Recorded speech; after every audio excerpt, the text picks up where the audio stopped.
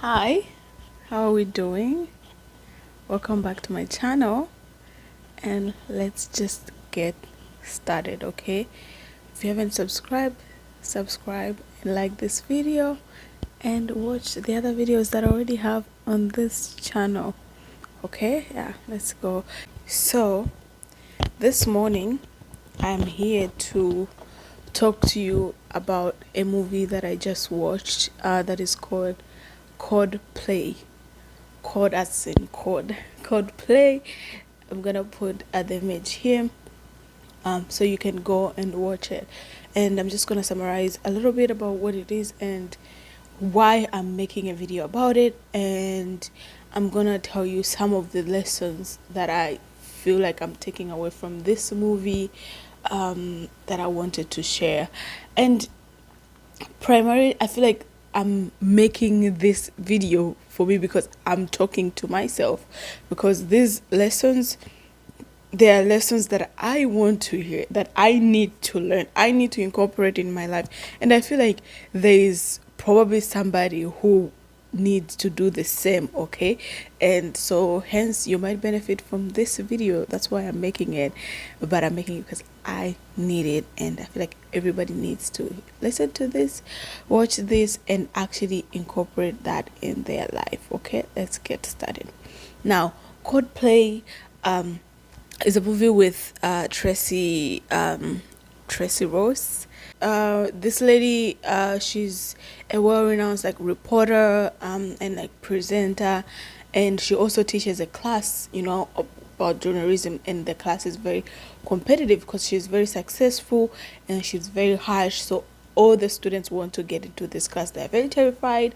They work so hard to get into the class. Okay, so one of this girl is trying to get into this class, and when they're having an interview to be able to get into the class and actually be taught by the reporter, one of the girls gives her a portfolio. I'm not really feeling well, can you hand this over, so that at least she gets a chance to look at it and probably calls me back for an interview. She takes it, and she really didn't give it. She went, she made her case, it didn't really go well. She didn't even think she was gonna get into the class, but she managed to get it. And this girl, her roommate, also happens to be in the same class. Now the students are actually told they're supposed to come up with a story, a very compelling story that will get a chance. Whoever, like, I guess, gets the best story will get a chance for their story to be aired on the television where the professor works, present. That's a big opportunity, so everybody's working their butts off. Now this girl is working so hard, but she's always having, like, she's hitting hard like blocks. She can't really seem to get a story that is compelling. Plus the professor is very harsh, so nothing less adequate is really gonna make it. Like, you have to be really above average, you have to be excellent to get her approval. Apparently the roommate is doing really well, and she's sharing her how she the professor is really recommending her, and it gets to this other girl that is struggling. She's so desperate, like, and she sometimes will go back to the professor like, so why do you think she's the one who has a better story? Why are you giving her the job? I thought you'd say you don't hire students. Why is she getting to be like your assistant? And then while at home, the girls are chilling, and they are having a drink, and they are like, oh, talking about how hard it is, how hard the class is. And the girl that is desperate is sharing her part of the story, and the roommate happens to be like, you know what, my story is also struggling, and shares a very important piece of information that later really like the roommate takes, the desperate girl takes to the professor and being like, you think that she's better, she's really not succeeding because her story is hitting a dead end, and because she's so scared that her roommate might even win, she leaks the link, she leaks the story, so now her roommate doesn't have anything.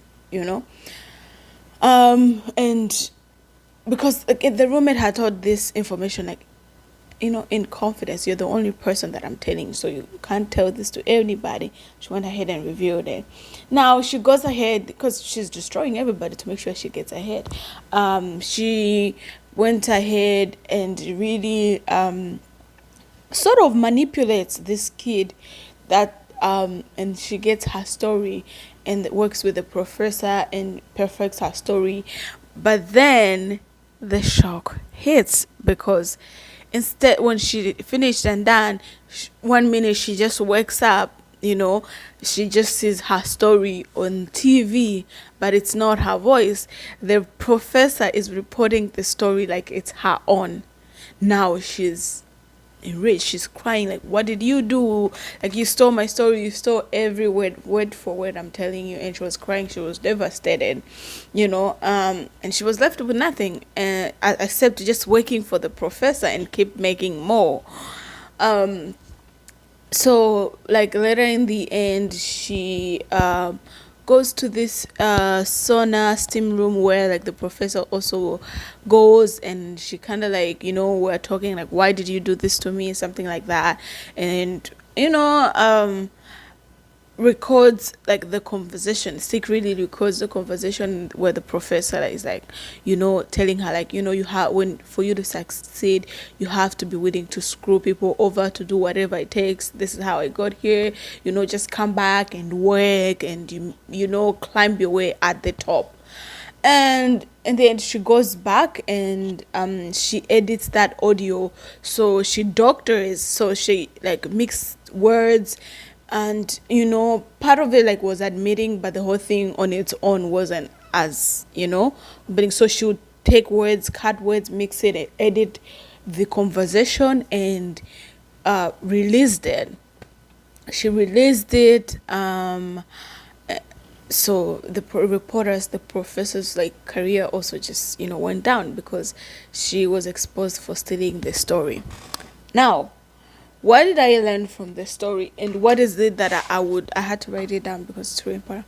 What would I want anybody to take from the story, or what is it that I'm taking from the story that I want to even incorporate in my own? Please stay away from desperate people. And you have heard this before. I have.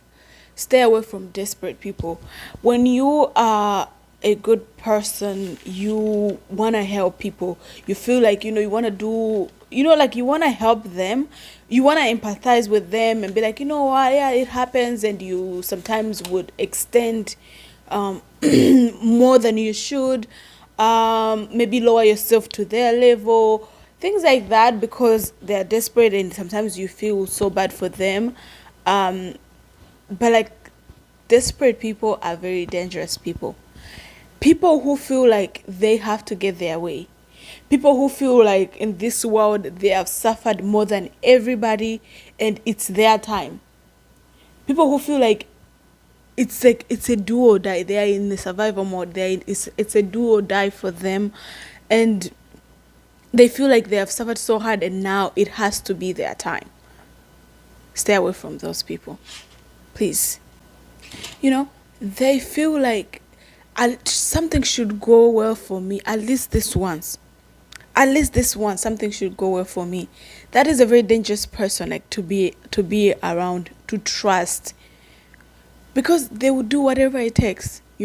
Those people have not really mastered the art of like detachment, or allowing the flow, and just like understanding, like that, like maybe like people don't really like respect time, to know that maybe it's not my time. They don't have that kind of mentality. It has to be my time, it has to be my turn, this thing has to be mine. So when you are winning around those people, they want what you have. They don't understand why is it that it is you who is getting it when I also want it. Okay, so they are coming for you, especially if you are working towards the same thing. You're getting it and they are not. You have to be very careful, because this roommate, they were together, but because this girl is desperate, she didn't hand her friend's file. She feels like that when she knocks one brick down, it's giving her a leg up. Okay, in their mind, that's what they think. If I drop you down, I go a step higher. They don't understand that it takes more than that. It has more to do with than just like, me being the only one at the top. She's willing to screw over the roommate and release secrets. They're willing to use your secrets. They're willing to weaponize things that you tell them in confidence. As friends, as people who live together, they will do anything to get what they want. So if somebody is this desperate for something and they don't understand, they don't want to hear any reason apart from the fact that I have to get it, you have to be very careful with them, because they are very dangerous people. Another thing that you have heard is don't trust anyone. Now, this can be hard, like taking it literal, being like, don't trust anybody, because eventually you're going to trust somebody, but at least don't trust with easily, don't trust easily. Or even if you choose to trust, don't trust people with things that can be completely destroyed. Don't trust them with your most, like, what do they say, your most precious, like, possessions. If this is your precious possession and it can't be destroyed by external, like, factors, somebody could destroy it, don't trust it with anybody. Trust those people with things that even if they destroy it, you're gonna be fine. Even if they abuse it, you're still gonna be fine. At least that way you're fine and you get to know the kind of person that they are. So in this instance, we'll use the girl that handed over her file, her portfolio, so that the desperate person could submit it to the professor. Like, this is your only chance, that for the professor to see your file, and you're trusting it with somebody like that you really, like, don't know. You're trusting that they will actually hand it. I understand how easy it can be for you to think that they actually will, because like, how big is it? It's just handing over the file. But like, but how important is the file to you? It's your only thing into getting the class. Take it back. Chase the professor for a month if that's what it takes. Do whatever it takes, but take care of your own things. It's like, trusting somebody with, like, your children, or something that is so delicate that it could die. So if it dies, then that's it. But if it is something that you'd be like, what, like, even if they destroy this, I have this, or even if this doesn't go my way, I can still do this, then that's fine. But like, total trust, 100%, like, let people earn the trust. Like, just don't trust easily. And I understand how tempting it could be, just because you are a good person, you are trustworthy. I know I am trustworthy. I'm not gonna screw anybody over for any reason. I could never sleep. So I know if somebody trusts me, they have nothing to worry about. But then you also have to see the other side of the coin, that not everybody is like you, and that's the trap that we most fall into. We think that everybody's like us, everybody's gonna understand, everybody's gonna do the thing the same way we would do. But that's not the case. Other people are very desperate, other people are willing to do what it takes, and sometimes you might not see that coming. So I think it doesn't mean it doesn't mean you shouldn't be trustworthy. You shouldn't like allow people, like, build trust for others. But I'm saying you should protect yourself. Don't mean that survival mode, but protect yourself, protect your peace, protect your possession. So you do whatever it is that you can to make sure that your things are secured. Okay? So just don't give that trust away easy. People have to prove that they can be trustworthy, and they prove that by their actions. Not by their words. Not because they say, I will do it, then you think they will do it. Okay? Let people earn your trust, and let them earn it by actions. Okay? So the last thing I can say on that is, like, keep your things to yourself. Do those things on your own until they can no longer be destroyed. If it is a dream, keep it to yourself until you have nurtured it. And this is something that I really struggle with, guys. That's why I'm even, like, saying this, and that's why I'm saying it out loud, and actually, like, telling it to other people. That way it helps me keep myself accountable, because I share a lot, I overshare, and I feel sometimes when I share something, I feel bad. And sometimes like, the reason I share, I feel like, oh, I share this because this person can relate with me, this person can understand, or maybe it just mesh into the conversation well. So it feels like a good moment to share, and it just comes out, and right after that I regret it. I'm like, why did I say that? Did I really have to say that? Like, it doesn't really matter for me, because I do know, like, if something is like you like, if it is delicate, like if somebody could destroy it, like I feel like maybe I'm really good at not really maybe sharing in the moment. But sometimes most of the things I share, it's like, even it I don't, I'm so detached from most of the things. So even if you do something about it, it's really not going to affect me like that. It's just gonna help me see you. It's gonna help me see you for who you really are. So sometimes I take it like that. I'm like, okay, you're gonna do something bad to me. That just allows me to eliminate, to weed out those people from my life. Okay. So if you see people who betray your trust, don't be so scared. Remove them from your life. They are weeds.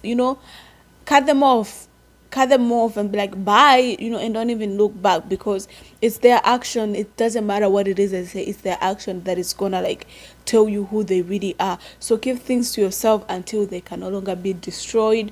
And if you see people messing up with your life, your peace of mind, your your money, anything that is really important to you, they might not have succeeded destroying you, but they might be able to do that later. Okay. So just keep it to yourself. Okay. Anyways, this video is tending to be longer, but okay, let's keep going.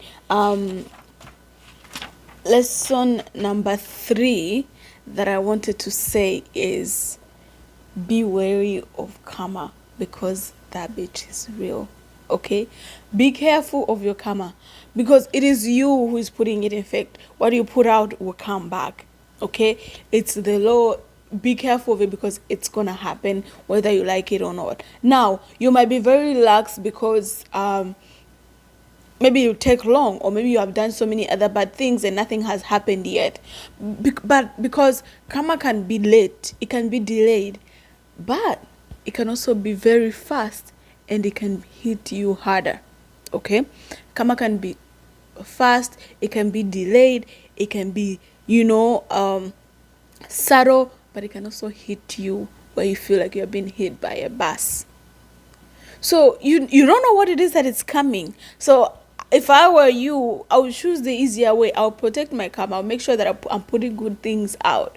I'm making sure that I'm protecting my peace. I'm treating other people like I would want to be treated. I'm not going out of my way to harm other people. It can be fast. And in this case, like in this movie, it was really fast.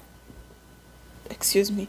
She screw other people over, but then it came back real fast. Everything that she has been working towards, everything that she's been trying to achieve, just stolen once. She put so much, she reviewed information about herself, and it just it was just stolen from her. And nobody, like, the story was big, but nobody associated it with her name. She went all that to go and like tarnish the professor's career, but it still didn't restore her own. It didn't give her the praise that she wanted. And in the same case with the professor, maybe she had been stealing other students' like stories for a long time, and the students really didn't have it in them to fight back. But it also came back, because now people were asking, how many other stories did you steal? Is all your big stories the ones that you've stolen from your student? So it was late, but it came back, and it came back with really, really greater force. So you don't know what it is that Mother Earth has in you. You don't know how many chances God is giving you. God might just have been like, you know what, you've been doing this. I'm just been looking at you. I'm waiting for you to change. I'm waiting for you to change, and you're not. And then now your universe is just tired of your bullshit. And now they're like, you know what, enough is enough. And you just go ahead and lose everything. And once your karma comes back to you, it's either going to reward you greatly, or it's going to hit you so bad. So make sure you're protecting your circle. Protect your circle. Protect what comes into you by putting out good things. Karma is real. Because it doesn't really matter how much people have hurt you, but if your intentions were good, if you are acting good towards other people, it doesn't hurt as much. You're still going to be okay. You're still going to be fine, because you're still going to move forward. You're still going to have good things coming to you. Even if you lose great opportunities, even if you lose great people, your life is still going to be fantastic, because you're a good person. okay? But those people, you see those people that screwed you over, wait and see wait and see their life, okay? They will look like somebody who has been hit by a bus, okay? So as much as it hurts, trust me, it's not gonna hurt as much as their life is gonna hurt. But also at the end of the day, it's like, who cares? Who cares how their life is turning out? Face your front. Nigerians say face your front. You see, be concerned about your own things. Worry about yourself. Worry about your peace. Worry about your life and your family and your health, and leave the rest. And lastly, my really point would go to people who get like that, who get so desperate. They want something so bad, they are willing to lie, they are willing to cheat, they are willing to screw other people over, they are willing to ruin relationship just because they want to get something that is not even like that tangible. You think it is that big, but it really isn't. You might think it's that big, but maybe there's even something bigger. If you were to play fair, if you were to not intentionally like hurt or harm other people, you know. So it's like, it's not as big as you think. I think if you really get that desperate where you feel like it's a do or die issue, there's nothing like that in this world where it's a do or die. If you feel like that, I think you need to seek out help. If you feel like that, you need to seek out help, because I would advise whoever is like that to stay away from you. So if everybody's gonna stay away from you, like what kind of life are you gonna have, you know? I think you should get help. I think you should look more into learning like the art of detachment, where you don't have to attach yourself to something where you feel like if you don't get it, you're gonna die. There's nothing like that. There's nobody where there's no one person where you feel like if you don't have that person, you're gonna die. Like, there's nobody like that. You're still gonna be fine. There's nothing, like no job where if you don't get it, you die. Like, it doesn't matter. There's so many people in the world, there's so many jobs in the world, there's so many opportunities in the world, there's so many schools. Like, you can still get that, and you can even get better, okay?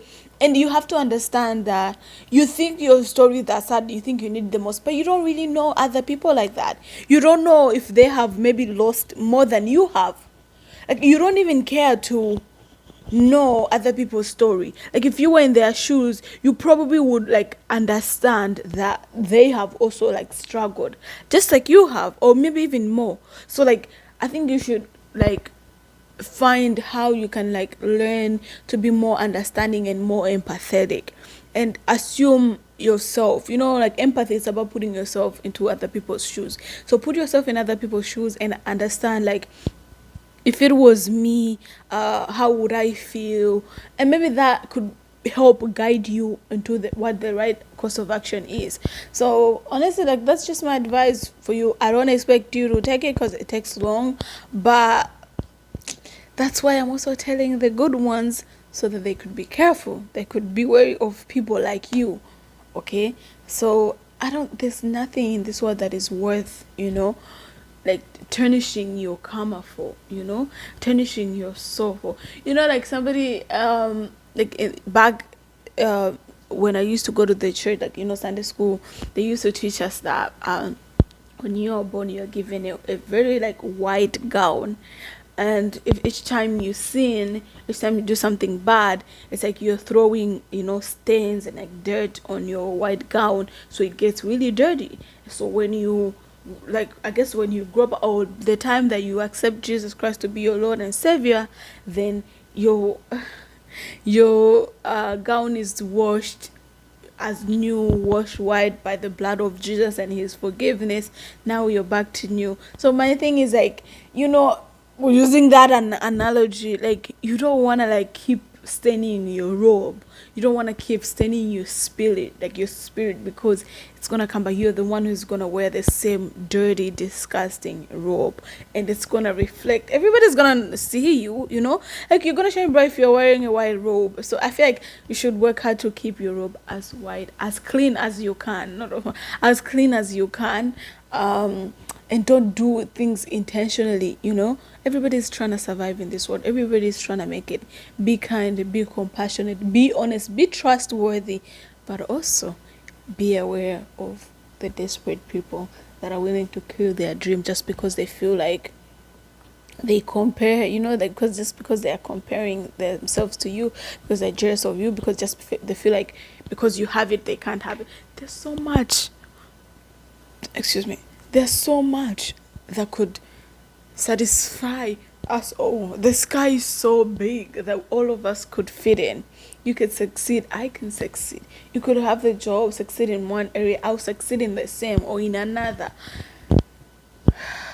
That lack mindset is so dangerous that it's making you destroy everything good that could ever come. I was editing the video, and this is one thing that I forgot, but I would like to mention is that to tell you why it is really important to really like stay away from those people and avoid those people and protect your peace. Like, it's just because those people, they are not like you. They don't really lose sleep over these behaviors. They don't feel bad remorse about screwing you over. In fact, they are surprised as to why you're so trusting, why you trusted them with the information, because they protect their cards. They don't reveal their own secrets. Okay, so when you do that, they are really surprised because this desperate girl was confronted by the girl who had given her the file to submit, and she was like, why would you do that? Like, you can't keep hiding from me forever. I trusted you. And she was like, why did you trust me? Because it's strange to them why you would trust them so easily like that, because they don't trust you and they don't trust anybody. Okay, for you it was so easy, you trusted them. They're like, why? So they do not feel bad for screwing you over, which is really like, they don't lose sleep over, they don't think they're doing the wrong thing. So like, this is why it is really important, because fundamental to them, it doesn't really ring. So you who is already on the other side, it is your job to protect yourself, to protect your peace. Okay, even when like the roommate was the only person that she had thought about the secret regarding to the story she was working on. So once she leaked her story, the roommate knew exactly who did it. She knew exactly who did it, and she was like, I hope you're happy. And she knew she was gonna have to be living with this person, like, and she went ahead and screwed her over, knowing that they're still gonna be living together. Okay, so that just goes to tell you that these people are not really scared of anything. They're willing to do whatever it is that it takes. It's because they want your life. They feel like it will look better on them. Whatever it is that you have, it looks good with them and not you. They don't understand that if I don't get this, I can still get something else. No, it is this. Because when she got the job that the roommate had after leaving her, so she lost her job. So she was next in line and she got the job. You know what she did? She went to the same spot that her roommate was like stood and took a selfie. And she took the exact same selfie, faked the exact same smile, because she was not a happy person, okay? She was not a happy person. And like, but like, she saw how her roommate was happy with the role, was happy with making progress. She would go, at her office and like take a selfie. And she went and replicated the same thing. So it's not like they want something good for themselves. They want what it is that you have, because they feel like they deserve it more, or it looks better on them. You know what? Like, if I don't get a certain opportunity, I'm like, okay, something better is gonna come. Something else is gonna come. It's like, it's not like, I'm not saying like, okay, don't be desperate, like, don't be hungry for something in regards of like, no, don't be hungry, don't be ambitious. No, but it's like, you can't be fixated on like one thing, one sport, one specific job position that other people know. It can be just like about success, about getting a job. So if you don't get one, you're gonna get the other. If you don't get it here, you might get it over there. So it's not, it's just the desperation of you comparing with other people. You're wanting what other people have. That's what is dangerous. So I don't care what it is that you think, you better protect yourself, because they don't lack sleep. They'll still go to bed and sleep well, knowing that they screwed you over. But they get the joy, they comfort themselves by telling them, I did whatever it took, for me. I need to get ahead. So that's what I wanted to add. So Thank you for watching. I hope you learned one thing or two. I definitely did, and I'll definitely be watching this so that I keep like incorporating this into my life. Tell me what you think, if you have had any experiences with people like that, and don't forget to like, subscribe, comment, and I'll see you in my next video, and it's gonna be fire. Bye. Mwah.